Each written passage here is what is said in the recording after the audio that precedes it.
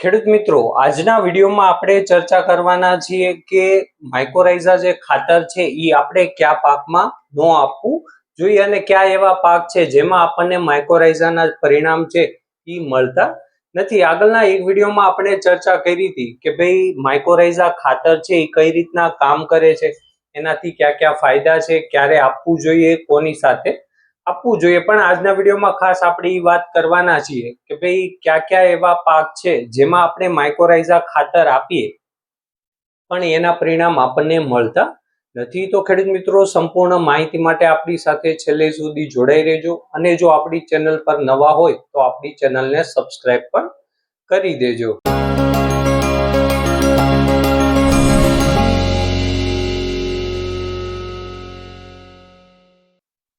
નમસ્કાર ખેડૂત મિત્રો, ખેડૂત પાઠશાળામાંથી હું જિગ્નેશ અડિયા તમારું હાર્દિક સ્વાગત કરું છું.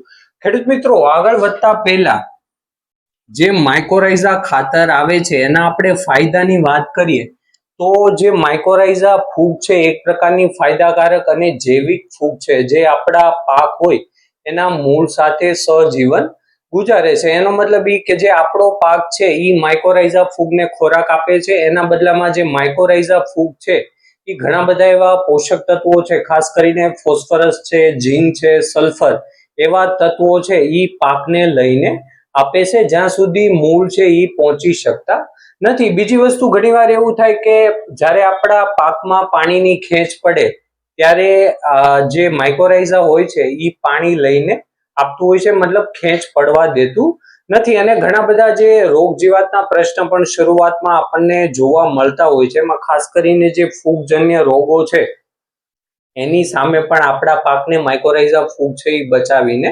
રાખે છે. એટલા માટે આ જે ફાયદા છે અને ખાસ કરીને આપણી જે જમીન સુધારવામાં પણ માઇકોરાઇઝા ફૂગનો અગત્યનો ફાળો હોય છે. હવે આપણે વાત કરીએ કે ભાઈ એને ક્યારે આપવું જોઈએ. જો કોઈ પણ પાકમાં શરૂઆતની અવસ્થામાં આપવામાં આવે, જ્યારે આપણા પાક હોય એના મૂળ છે એનો વિકાસ થતો હોય ત્યારે આપવામાં આવે તો સૌથી વધારે આપણે માઇકોરાઇઝા ફૂગના છે એ ફાયદા લઈ શકીએ છીએ. અને આપણે વાત કરીએ કોની સાથે આપવું, તો બને ત્યાં સુધી કોઈ પણ ઓર્ગેનિક ખાતર હોય રેતી સાથે પણ આપણે એને આપી શકીએ છીએ. અને ખાસ કરીને જે ફોસ્ફરસ વાળા ખાતર હોય જેમ કે ડીએપી છે એમાં આપણને 46% છે એ ફોસ્ફરસ જોવા મળે છે. તો જેમાં વધારે પડતું ફોસ્ફરસ જોવા મળતું હોય એમાં આપણે આવા માઇકોરાઇઝા છે એ બંનેને ભેગા કરીને આપવા જોઈએ નહીં. અને કોઈ પણ કેમિકલ વાળા ખાતરો છે તો બને ત્યાં સુધી આ એક જૈવિક ફૂગ છે, બાયો ફર્ટિલાઇઝર છે, તો એને ઈ સાથે મિક્સ કરીને આપવું જોઈએ નહીં, જેથી કરીને આપણને છે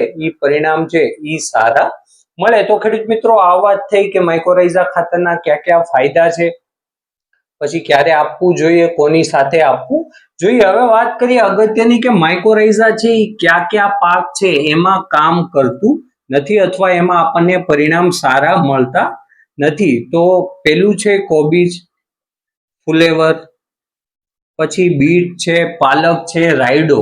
આવા જે પાક છે એમાં માઇકોરાઇઝાના પરિણામ મળતા નથી. એનું કારણ એ છે કે ખેડૂત મિત્રો, ઘણા બધા આ જે પાક છે એના મૂળ છે અમુક કેમિકલ છે એ રિલીઝ કરતા હોય છે, જેમ કે આઇસોથાયોસાયનાઇડ છે, સેપોનિન છે, એવા બધા કેમિકલ છે એનું નિર્માણ કરે છે. એના કારણે આ જે માઇકોરાઇઝા મૂળમાં પોતાનું જે જાળું બનાવે છે ઈ બનાવી શકતું નથી. મતલબ આવા જે પાક છે, કોબી, ફુલાવર, પાલક છે, બીટ છે, રાયડો છે જેવા પાક છે એમાં એની સાથે સહજીવન ગુજારી શકતું નથી. એટલા માટે આવા પાકમાં આપણે માઇકોરાઇઝા ખાતરનો ઉપયોગ કરવો જોઈએ નહીં. અને બીજી વસ્તુ એ છે કે આપણે કેમિકલની વાત કરી, એની સાથે બીજા ઘણા બધા એવા કારણ છે જેના કારણે માઇકોરાઇઝા ફૂગ છે એ આની સાથે કામ કરી શકતું નથી. મતલબ આની સાથે અને બીજી વસ્તુ એ પણ છે કે જેમાં પૂરતા પ્રમાણમાં કોઈ પણ પાકને ફોસ્ફરસ મળી રહે એવા પાકમાં પણ આ જે માઇકોરાઇઝા ફૂગ છે એનો સારી રીતના વિકાસ થતો નથી. તો ખેડૂત મિત્રો, આ એના મુખ્ય કારણો છે કે ભાઈ આવા પાક છે. અને બીજી વસ્તુ એવી પણ થાય કે અમુક જે હોર્મોન્સ છે એનું પણ ઈવડાઈ લોકો જે પાક હોય એ નિર્માણ કરતા હોય છે, એના કારણે પણ માઇકોરાઇઝા ફૂગ છે એનો વિકાસ થતો નથી.